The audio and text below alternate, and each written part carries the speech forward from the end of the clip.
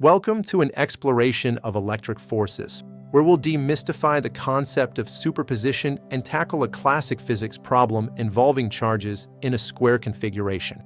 Our journey begins by understanding how multiple electric charges interact, a fundamental principle known as superposition.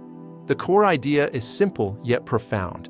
Each charge exerts its electric force independently of all other charges present in the system.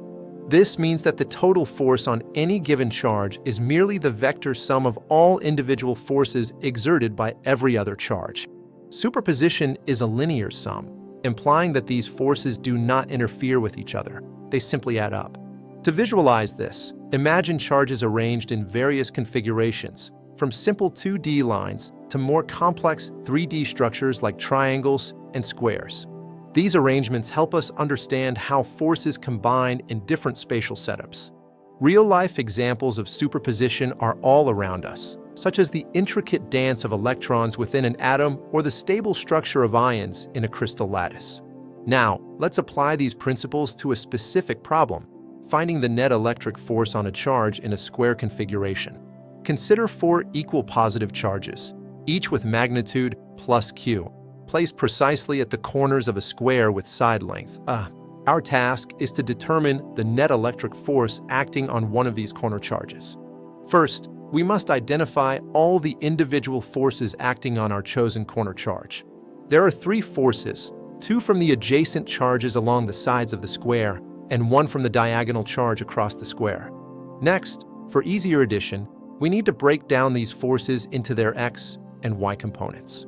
A diagram clearly illustrates how each force vector can be resolved into its horizontal and vertical components. A crucial step is to utilize the symmetry of the setup. Due to the symmetrical arrangement of the charges, the x and y components of the net force will be equal in magnitude. This symmetry significantly simplifies our calculations, as we only need to calculate one component and then know the other. Now, we calculate the magnitudes of the forces from the adjacent charges and the diagonal charge. Using Coulomb's law, the force from an adjacent charge is k times q squared divided by a squared, and from the diagonal charge, it's k asterisk q caret 2 slash caret 2, which simplifies to k asterisk q caret 2 slash. Once we have these magnitudes, we sum their respective x and y components to find the total net force vector. Finally, we derive the complete formula for the net force.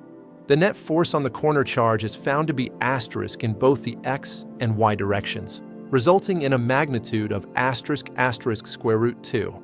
This example beautifully illustrates a key takeaway in physics. Recognizing and utilizing symmetry can greatly simplify complex problems.